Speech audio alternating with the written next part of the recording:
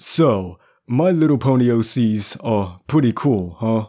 I mean, think about it. You get to create and design your very own pony, or other type of creature within Equestria. You can make them any color you want. You can put items of clothing and cool little accessories on them. You can spend 4 months straight crafting a 200,000-word novel about their backstory. And most importantly, you can imagine them living in the peaceful and harmonious land of Equestria, where a catastrophic world-ending event almost happens like every other 2 months. But hey, that's beside the point. What I'm trying to say is that My Little Pony OCs, or ponysonas, are pretty neat. There's even a decent chance that you, the one watching this video, have created at least one of them for yourself. Heck, even I have one that I made back in early 2021. He's a cool little giant blueberry with a purple hoodie. I love him very much. That being said though, despite the differences that the countless number of MLP OCs have, they all still have one small thing in common. That being the fact that they are not canon to the actual universe and lore of Equestria.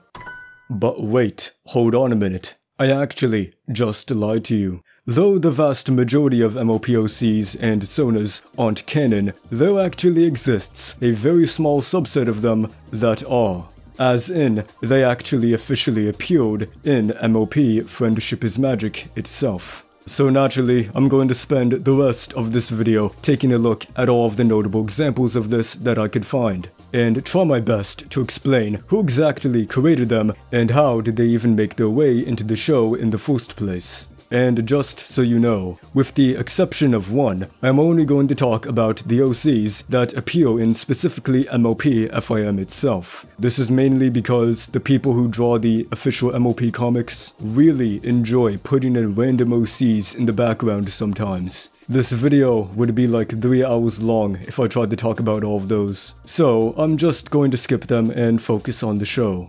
So, with that caveat having been said, let's begin taking a look at the history of canon My Little Pony OCs.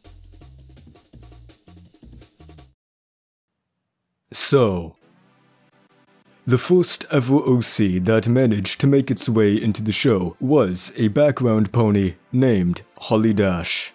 She first appeared during a single shot all the way back in Season 1, Episode 2. And she would make her second and ultimately final appearance 8 episodes later in Swarm of the Century, where she can briefly be seen running away from some parasprites.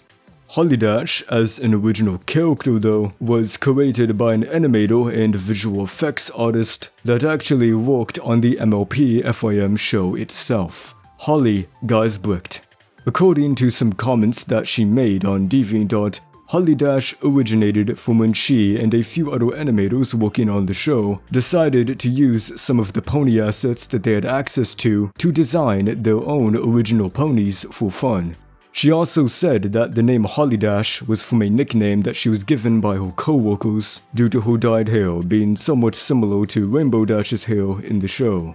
How exactly Holly Dash ended up in the show isn't entirely known. But, according to Geisbricht, she created her while being under Hasbro's contract, which meant that, legally speaking, Hasbro fully owned her OC. So, I believe what most likely happened is that some animators working on the show tried to put Holly Dash into the background of a few episodes while they were still in production, but she was eventually noticed by a few higher-ups. Rather than telling them to remove her though, they instead just let her stay there, I guess. Anyways, according to Geisbricht in a DeviantArt reply, Holly Dash stopped appearing in episodes after Swarm of the Century, quote, mostly because she wasn't supposed to be there at all. After those episodes aired, Hasbro would actually use Holly Dash for a few pieces of merchandise. And she would also make a few small cameos in the official comics by IDW a few years later. As for Holly Geisbricht herself though, she seemingly stopped working on MLP FIM sometime during 2013, but has apparently been doing pretty well as a freelance artist and animator ever since then. Also, one more thing, you know how I said that Holly Dash was created during the production of Season 1 of FIM? Yeah, that most likely means that she was one of, if not possibly the first ever, MLP Gen 4 OC to ever be created, period. It's pretty interesting to think about how this, and one other pony later in the video, were quite literally created before any episodes of the show even aired. Alright then, so now, to the next one. The second OC to ever be in the show was another female Pegasus, this time called Wildfire. She first appeared in the Season 2 finale, A Can't-A-Lot Wedding, in that one flashback where Cadence shows off her love magic by making Wildfire and her partner suddenly stop arguing. Which, by the way, that low-key kinda has some weird implications if you think about it, but that's beside the point, I guess. Anyways, she would also make a few other, smaller background appearances. Firstly in the Season 3 episode, Wonderbolt's Academy, and lastly in the Season 6 episode, Top Bolt. Wildfire, the OC though, much like Holidash, was created by a person who worked on the show itself. This time it was Sabrina Alberghetti, a storyboard artist. From what I can gather, Sabrina made Wildfire sometime during 2011 while Season 2 was still in production. According to Sabrina in a few DeviantArt-journal posts, her OC made it into the first part of the Can't-A-Lot Wedding 2-parter when she noticed when looking at a revised version of the storyboard that the pony who was originally going to be the one arguing with the stallion in the flashback, a pony called Meadow Flower, looked quite similar to Wildfire. So she decided to half-jokingly suggest to the art director of the episode, Rid Sorensen, that they replace Meadow Flower with Wildfire in the scene, which he surprisingly approved of. And in Season 3, Wildfire would be added to the Wonderbolt's Academy episode. Apparently after the co-director of the season, James Rudy, needed a few extra background pony designs to fill in some crowd shots. So he asked Sabrina if they could use Wildfire. Something interesting that I noticed here though is that in Wonderbolt's Academy, Wildfire's hair and tail styles were actually changed to look more like Dopey's. This was apparently because several other show staff members tried and failed to put their OCs into other episodes, and DHX didn't want to upset Hasbro by adding in too many quote, non-approved pony designs. Anyways, in terms of appearances outside of FIM, Wildfire would be featured in 2 MLP collectible cards, and also be seen a few times in the MLP comics. As for Sabrina Alberghetti herself though, she continued doing her storyboarding job at DHX for Friendship is Magic up until around 2015, when she announced on Twitter that she would be moving on from the show after Season 6. And that's pretty much everything about Wildfire. It's just a pretty interesting case of another show staff member's original pony getting put into the show. The circumstances of this next pony are a bit more unique when compared to the last two. Instead of a pony OC that was directly created by a crew member working on the show itself, this is one that was created by a kid of someone who worked on the show. So this is Midnight Strike. She is another female Pegasus and was created by the daughter of the previously mentioned art director Rid Sorensen. And well, lo and behold, in the episode Wonderbolt's Academy, she briefly appears in one scene as a Wonderbolt cadet flying through a hoop in the background. That's right, Rid Sorensen used his position on the show to pull some strings I guess, and managed to get his daughter's pony into an actual episode. From what I can tell, Rid Sorensen's daughter designed Midnight Strike sometime during 2011. In this forum post that she made on a virtual pet adoption website in December of 2011, she actually gave some more specific details on Midnight Strike as an original character. Her cutie mark is a lightning cloud. She is a teenager. Her special talent is being, quote, fast. She was born and raised in Cloudsdale, but eventually moved to Ponyville, and her personality is described as being friendly and a bit silly. In addition to this, there's this other note that says, "My dad is art director of the show, so my pony's gonna be an extra." Something else related to this that I found kinda amusing is how shortly after the Wonderbolts Academy episode first aired in December of 2012, Rid Sorensen made this tweet announcing that the name of the OC was Midnight Strike. And by the wording of the post, it almost seems like his daughter told him to make that tweet so the MLP fandom wouldn't coin their own name for her pony. Which, if that is what happened, that's honestly both quite funny and wholesome at the same time. Anyways, there isn't much else to say about Midnight Strike. This is just a pretty funny case of a crew member somehow successfully putting their kid's OC into the show. So, this next pony in the history of canon MLP OCs is called Peachy Pit. She is a female unicorn that seems to be a banner vendor living in Ponyville, and she appeared in 2 total episodes, though the more notable appearance out of the 2 was in the Season 4 episode from 2014, Pinky Pride, wherein thanks to Tabitha St. Germain, she actually has a brief speaking role talking to Pinky during the Pinky the Party Planner song.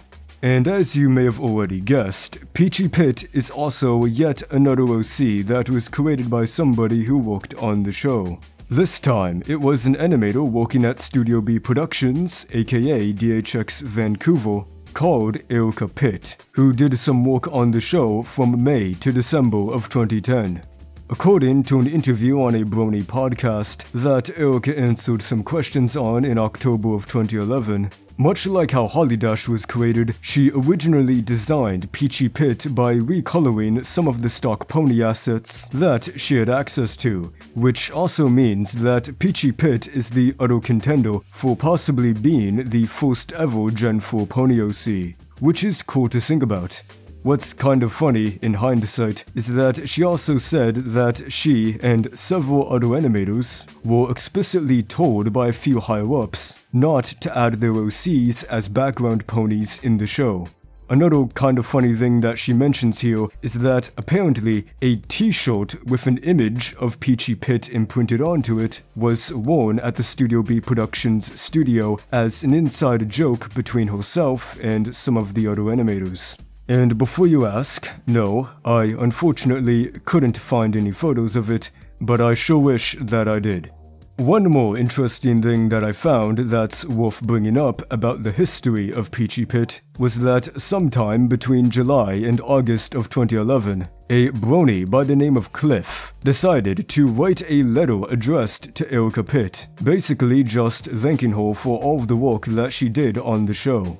Once she received it, instead of maybe ignoring it or just writing a simple letter back, Erica decided to go a few steps above that by sending him an entire framed autographed image of Peachy Pit, which you are currently seeing in the video playing right now. The writing on it is a bit hard to read because the image quality is like 140p, but it more or less personally thanks Cliff for being a fan of the show, and says that Peachy Pit appreciates all of her fans. This is pretty funny because it's certainly not every day that you see an MLP crew member sending someone an entire framed image of their pony OC. I like to imagine that this guy still has it up hanging on a wall in his house or something. Anyways, as to how exactly Peachy Pit even got into the show itself, well, truthfully, I don't know. Both of the episodes where she can be seen were produced years after Erica Pitt had already left the show, so my best guess is that maybe some veteran crew members remembered Peachy Pit or something, and decided she would look good as a vendor pony or whatever, though that is only speculation, so take it with a grain of salt. As for how Erica Pitt herself is doing, she worked on a few other Flash animated cartoons for a few more years up until 2013, when she apparently decided to begin focus working in the video game industry instead. And ever since at least 2016, she's been employed at the game development company Kalai Entertainment. And also, one more thing, this is sorta unrelated, but Peachy Pit is probably my personal favorite pony on this entire list. Like, this is literally S-tier pony design. I hereby give this horse the Tobby stamp of approval. Anyways, let's now take a look at the next pony on the list. This next OC is named Stello Eclipse. For some context, he was the very first of the 4 total OCs that appeared in MLP G4 as a result of Hasbro and DHX working with the Make-A-Wish Foundation. If you are unaware what the Make-A-Wish Foundation is, in short, it's basically a non-profit organization that aims to fulfill the wishes of terminally and/or otherwise critically ill children between the ages of 2.5 and 18. Stello Eclipse's creator, who I will just refer to as Stello for the sake of his privacy, was born with a rare genetic disease called spinal muscular atrophy type 3. And so, around the time that the 4th season of MLP Friendship is Magic was being produced in 2013, the Make-A-Wish Foundation, who had recently started working with Stello and his family, approached Hasbro and DHX in order to fulfill something that he had wished for. And as you already know, that something was his pony OC, Stello Eclipse, appearing in an episode of the show. The episode where he can be seen is in Season 4, Episode 22, Tradia. He appears in it when Rainbow Dash and Fluttershy try to get him to trade them a lamp, and also when they find out that he's waiting in line for an oat burger at a food truck. What's especially cool about his appearance in this episode is that they didn't just get a random guy to voice his pony or whatever. DHX actually gave Stello himself the opportunity to voice his OC, which is honestly really awesome. In addition to this, Stello Eclipse is also one of the very few ponies within Generation 4 that is depicted as having a physical disability. That being said, in terms of Stello Eclipse's appearance in official MLP media, that's pretty much all that there is to say. However, he can also be seen on the cover of an MLP comic released in 2016, which is cool to see. Now, as for Stello himself, he seems to be doing quite fine nowadays. As a matter of fact, I would say that he's actually the most still active creator of an OC in this entire video, as in he still actively participates in the MLP fandom on a regular basis to this very day. He has a Twitter account and also a Twitch channel where he occasionally streams some games with friends, while using a pony VTuber model. And while his style of content probably won't be enjoyed by everybody, from what I've seen though, he's a legitimately entertaining guy, and certainly doesn't deserve to just be known for the time that his pony OC appeared in the show. So if you'd like to, you can go ahead and check out his Twitch channel and whatnot. Anyways though, let's now talk about 2 pony OCs that were originally from the IDW comics, but then made it into the show itself. So, meet Bittersweet and Ludwing. They are the OCs of the IDW Publishing MLP comic writer Katie Cook and artist Andy Price, respectively. Like I said, they actually initially originated from the MLP comics, which makes sense given the people who created them. They first appeared in the very first issue of the MLP Friendship is Magic comic, released all the way back in 2012. However, they wouldn't actually appear in the show until the Season 5 episode, Princess Spike, where they can be seen acting as delegates from a place in Equestria. The 2 of them also made a few other small cameos in the show after Princess Spike. Bittersweet can be seen in the background of a scene in the episode Made in Manhattan, and they can both be also seen in the crowd at Starlight Glimmer's graduation ceremony in the Season 7 episode Celestial Advice. As to how exactly Katie Cook's and Andy Price's OCs got into the show in the first place, well, I'm not 100% sure how, but I believe it's probably safe to say that their positions working on the MLP comics definitely had something to do with it. Despite Hasbro at this point having a well-established rule in place for show staff not to add their OCs into the show, I imagine that adding Bittersweet and Ludwing might have been a little easier for them to convince Hasbro to allow, I guess. Because Katie Cook and Andy Price themselves never worked at DHX. they only ever worked for IDW Publishing. Aside from the fact that they both also make a bunch of random miscellaneous cameos in the MLP comics, there isn't really much else to say about them. Two small things that I will mention, however, is that according to Katie Cook on Twitter, Bittersweet is apparently supposed to be from, quote, Detroit. And in July of 2012, she also made this tweet with this photo attached featuring Bittersweet. It isn't too relevant, but I just thought it was funny. Well then, with all of that having been said, let's now talk about a bit of a more unique Pony OC. So, at the end of the Season 5 episode of MLP FIM, Canterlot Boutique, this pony right here enters the Canterlot Carousel, asking about a dress right before the episode ends. Shortly after the episode was released, she was dubbed Nelly by the fandom, though this name is wholly unofficial as she is only ever referred to as, quote, incidental pony in the credits. And by the way, this is sort of unrelated, but I decided to spend like 2 hours tracking down the origin of the Nelly name, and the earliest mention of it that I could find was from a Dopey Boo comment posted a few hours after the episode first aired. Anyways, if you ever watched the Canterlot Boutique episode, you probably thought the inclusion of this pony was just a small gag put at the end for fun, or whatever. And while that is true, what you probably didn't know, however, is that Nelly is, technically speaking, a pony OC that was created by a person named Charmaine Verhagen, an artist who worked at DHX as a character and prop designer for the show during seasons 5 and 6. According to Q&A panels held during a few different My Little Pony conventions, Charmaine apparently had a habit of sometimes drawing random ponies she created with unique or distinctive designs during her breaks for fun. And one of those ponies she created one day was, of course, none other than Nelly. As far as I can tell, Nelly seemed to almost become somewhat of an inside joke between some of the people working on the show at the time.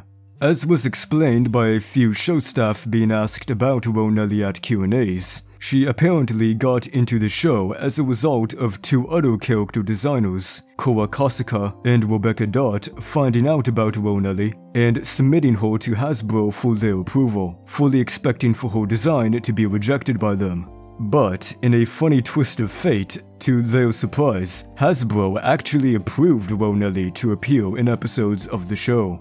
So, that's how she ended up in Canterlot Boutique. That being said, she also made a few small appearances in some other episodes, like in Thanks for the Memories, where a photograph of her can be seen inside of a locker, and in the episode Made in Manhattan, where she can be seen printed on a newspaper.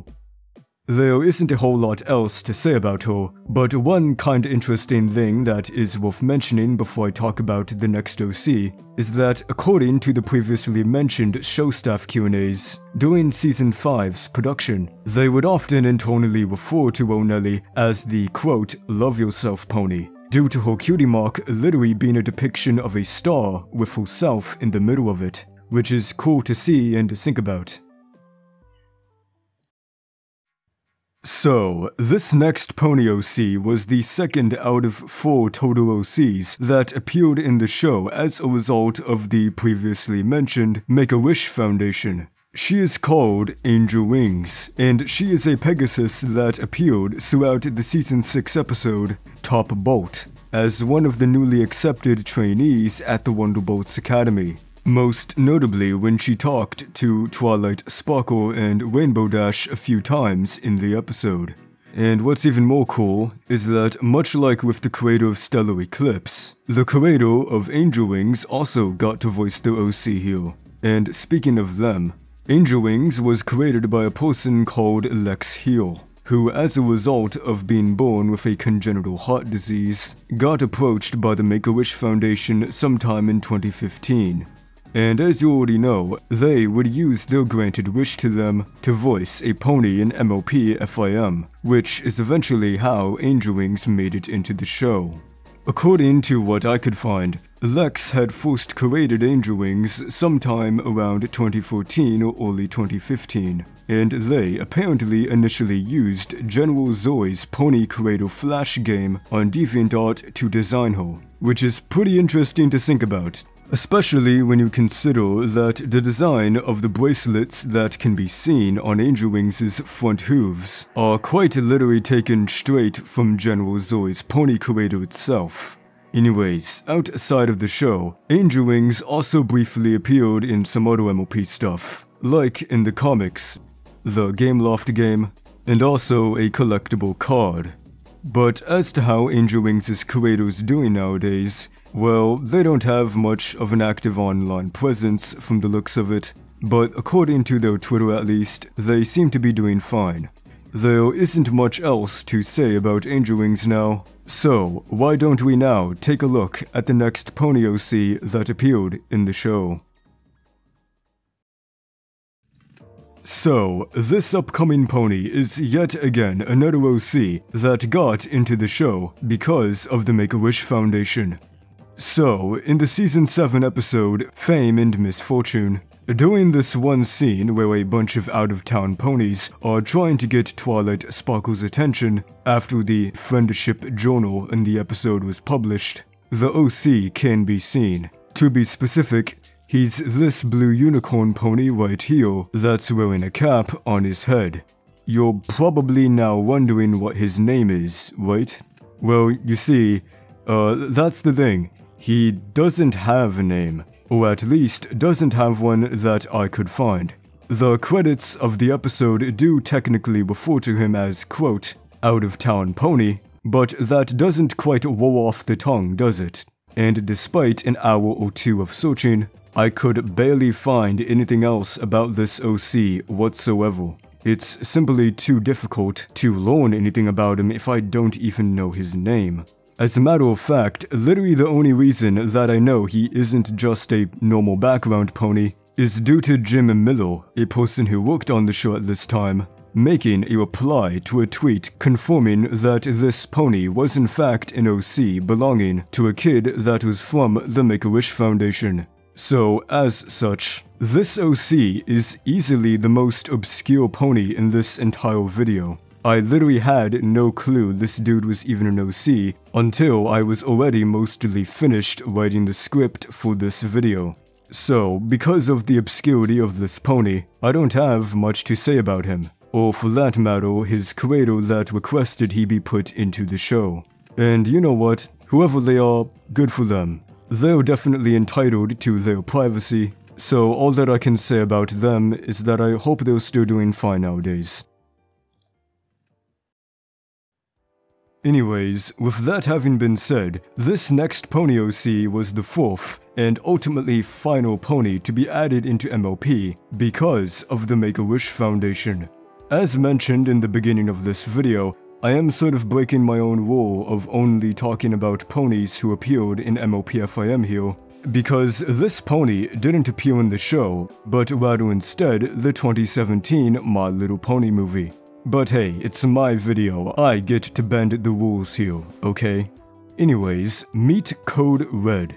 He's an orange-colored Earth pony, and he briefly appeared in the background of one scene in the movie at around the 8-minute mark. And in addition to this, he was also voiced by the person who created him, Adam Bengus. So, for some context, sometime around 2016, the Make-A-Wish Foundation began working with Adam and his family due to him having survived leukemia. And according to a magazine snippet I found, his wish was apparently to be able to voice a character in an animated movie, which he obviously ended up doing through the form of his own Pony OC in a My Little Pony movie, which is pretty cool. You can see his name in the credits of the movie and everything. With that being said, there isn't a lot else to say about Code Red because his appearance in the movie is pretty short and minimal. So as for his creator, Adam, he seems to be doing pretty well for himself. He doesn't have that much of an online presence, but he has occasionally posted photos of himself on hiking trips and whatnot. So it's nice to see that he's still doing fine nowadays. With that all having been said about Code Red though, I believe it is now time to move on to the final 2 canon pony OCs that I could find, which due to the circumstances of how they got into the show being basically exactly the same, I'll just be grouping them together for the sake of it. Before I talk about them though, there is some needed context. So, during September of 2017, a convention officially made and organized by Hasbro themselves, appropriately named HasCon, took place throughout the 8th to the 10th at the Rhode Island Convention Center. It's worth noting that it wasn't specifically about My Little Pony or anything. It was more like just a massive way of promoting all types of the various different properties owned by Hasbro. However, during this convention, a special paid MLP-themed quote-unquote main event took place, where one of the included perks for people who paid the money to access the event was getting a pony OC created specifically for them by a DHX artist after they took a short MLP-themed personality quiz. In addition to this, they would also be automatically entered into a raffle where 2 lucky winners would be selected for their newly designed OCs to actually appear in an episode of the show itself. So, who were the 2 lucky winners of the raffle? Well, the first winner was a guy that goes by the online username The Illustrious Q, with the pony that was created for him having been given the name Trusty Splendor, who is an orange-colored Pegasus with a pair of glasses. He can briefly be seen in the Season 8 episode School Ways Part 1 in a library with Sandbar, and in addition to being in the show, Trusty Splendor also appeared once in the comics. As for the illustrious Q himself, he's actually a relatively active member of the MLP fandom, and according to his Twitter account at least, it seems that he has fully embraced Trusty Splendor as his pony OC, which is pretty cool to see. Anyways, as for who the second winner of the raffle was, well, truthfully, I don't know, I couldn't find much. The only thing that I could find as to who the second winner was is a comicbook.com article that mentioned their name was apparently Natalia, and absolutely nothing else. But if I had to take a guess, it's probably safe to say that they were just a kid, because the pony OC that was designed after them is also a kid. And speaking of that OC, she is named Rainbow Harmony, and as with Trusty Splendor, appeared in School Ways Part 1, near the beginning of the episode when she briefly gets some navigational advice from Cozy Glow. The design of Rainbow Harmony is pretty neat honestly. She has a rainbow-colored mane and tail, which aside from a few notable examples, we don't see a lot in Gen 4 ponies. Aside from that though, she also appeared a few times in 2 MLP comic issues, specifically in the MLP Feats of Friendship series. And well, that's pretty much all that there is to say about her and Trusty Splendor. And so, that therefore means that we have officially reached the end of the 13 different My Little Pony OCs or sonas that can be considered as canon in Gen 4.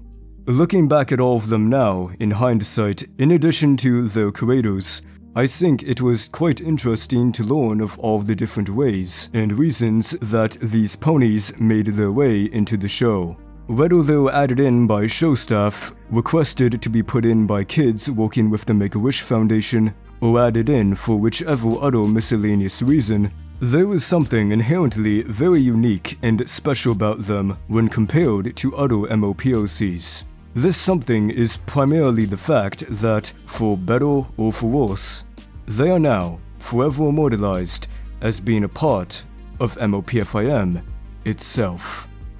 So, with that all having been said, thanks for watching the history of canon My Little Pony OCs.